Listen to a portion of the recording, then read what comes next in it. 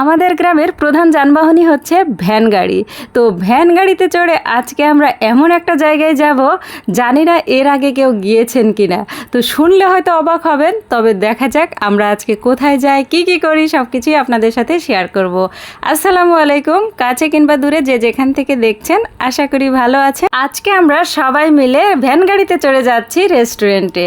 তো এর আগে আপনারা কে কে ভ্যানে চড়ে রেস্টুরেন্টে গিয়েছেন অবশ্যই কমেন্টে জানাবেন। তো আমাদের বাজারেই গত বছর হয়েছে এই রেস্টুরেন্টটা। তো আমরা এখনও একদিনও যাইনি, প্রথমবার যাচ্ছি। তো দেখা যাক সেই রেস্টুরেন্টটা কেমন। তো গ্রামীণ পরিবেশে এখানে রেস্টুরেন্টটা করা হয়েছে, খুব জাঁকজমকভাবেই চলছে রেস্টুরেন্টটা। তো আজকে এটার ভেতরে আমি ঢুকে আপনাদেরকেও দেখাবো এটার ভেতরটা কেমন। তো এটাই হচ্ছে মেন গেট। তো বন্ধুদের আড্ডায় ঢোকার জন্য প্রধান গেটটাই হচ্ছে এটা। তো এটা দিয়ে আমরা সবাই প্রবেশ করলাম ভেতরে। আর ভেতরে যাওয়ার পরেই এই সেলফি বুথটা তৈরি করা হয়েছিল, এখানে যারা আসবে তারা যেন সেলফি তুলতে পারে। এখানে আরও দোলনা দেওয়া ছিল, সেখানেও কিন্তু ছবি তোলার জন্য, বা বাচ্চারা আসলে অনেক সময় বিরক্ত করে, বাচ্চারা দোল খেতে পারবে। অনেক সুন্দর ছিল পরিবেশটা। আর ওপরে খড় দিয়ে ছাউনি করা ছিল, আর ভেতরটা কিন্তু অনেক সুন্দর। আর চারিদিকে সুন্দরভাবে বাঁশ কেটে ডিজাইন করা ছিল। এই রেস্টুরেন্টটা কিন্তু রাজশাহী ভার্সিটির কিছু স্টুডেন্ট এসে করেছে, আর খুবই লাভজনক একটা বিজনেস এটা আমার মনে হয়। আমার বাবা গল্প করলো যে ঈদের দিনে নাকি তারা 3-4 লক্ষ টাকার এখানে বিক্রি করেছিল। তো এতটাই লাভজনক একটা বিজনেস গ্রামে হলে হবে কি, এটা কিন্তু খুবই ভালো চলে আর প্রচুর লোকজন আসে। তো সবার মতামত নিয়ে আমরা খাবারের অর্ডারটা দিয়ে দিলাম। তো সবাই বলল চাউমিন আর বার্গার খাবে। আমরা যেহেতু দুপুরে বাবার বাড়িতে দাওয়াত খেয়ে এসেছি, তো তেমন একটা ক্ষুধা ছিল না। তারপরে যেহেতু রেস্টুরেন্টে এসেছি, বাচ্চাদের নিয়ে এসেছি, তো এই কারণে আমরা খাবার অর্ডার দিয়ে দিলাম আর বাচ্চাদের খেলতে দিয়ে দিলাম যে ওরা একটু খেলাধুলা করে নিক। তো সবাই বসে দোলনায় দোল খাচ্ছিল।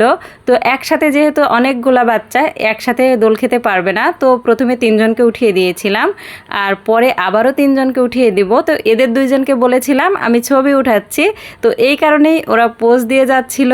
আর এইদিকে যে ভিডিও হচ্ছে ওরা কিন্তু খেয়ালই করেনি, তো ওরা ভাবছে যে ওরা ছবি উঠাচ্ছে।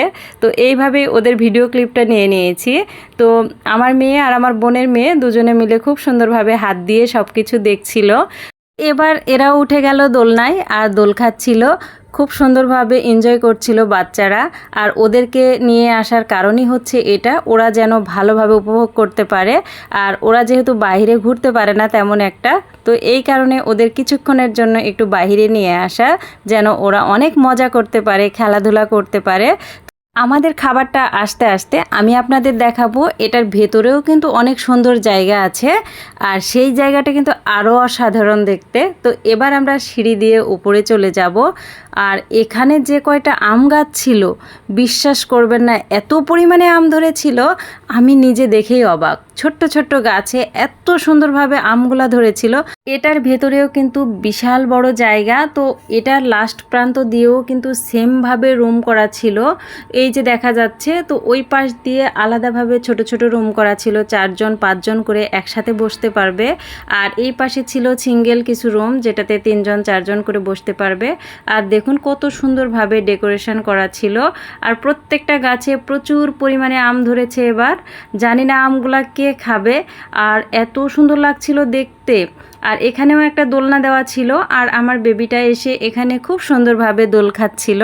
তো দেখুন ও কিন্তু অনেক খুশি ছিল। আর আমগুলো দেখে কিন্তু আমার মাথায় নষ্ট হয়ে গেছে যে এখানকার আম আসলে কে নেবে, এত সুন্দরভাবে আম ধরেছিল। আর আমাদের বেবিটা দেখুন কত মজা করছিল এখানে এসে। সবাই কিন্তু অনেক হ্যাপি ছিল, অনেক মজা করেছে, কারণ গ্রামে তো আর রেস্টুরেন্ট থাকে না। তো এটা যেহেতু হয়েছে, মাঝে মধ্যে এখন আসা যাবে। অনেক সুন্দর পরিবেশ, সপরিবারে আসার মতো একটা জায়গা, ভীষণ ভালো লাগছিল। আর বেবিকে নিয়ে আমি একটু মজা করছিলাম। আর এই ফাঁকে কিন্তু আমাদের খাবারটাও রেডি হয়ে গেছে। তো আমাদেরকে এখন খাবারটা দিয়ে দেওয়া হবে। তো আমাদের বেবিগুলা কিন্তু খুব খুশি খাবারগুলো পেয়ে, যেহেতু গ্রামে এই জিনিসগুলো সবসময় পাওয়া যায় না। তো দেখুন অনেক মজা করে ওরা খেয়েছে। তো সবাই মিলে সারাটা দিন অনেক মজা করলাম, ভীষণ ভালো লেগেছে। আর বাবার বাড়ি আসলে এমনিতেই একটু ভালো ভালো লাগে, আর সবাই মিলে একসাথে এভাবে বেরোতে পেরে আরও ভালো লাগছিল। তো খাওয়া দাওয়া শেষ করে এবার আমরা বিল দিচ্ছি, তো বিলটা দিয়ে আমরা এখন চলে যাব। তো বন্ধুদের আড্ডায় এসে ভীষণ ভালো লাগলো, পরিবেশটা কিন্তু অসম্ভব ভালো ছিল। আর আমাদের বাজারে এত সুন্দর একটা জায়গা হবে আমরা কখনোই ভাবিনি। তো অসম্ভব ভালো লেগেছে সবাই একসাথে এসে সুন্দরভাবে সুন্দর পরিবেশে ঘুরতে পেরে। আর বাচ্চারা কিন্তু অনেক মজা করেছিল, ভীষণ সুন্দর জায়গা, আর এখানে সবাই সেলফি তুলছিল। তো আমাদের ঘোরাঘুরি শেষ, এবার আমরা চলে যাব বাসায়। তো সবাই ভালো থাকবেন, সুস্থ থাকবেন, আর আমার সাথেই থাকবেন। আল্লাহ হাফেজ।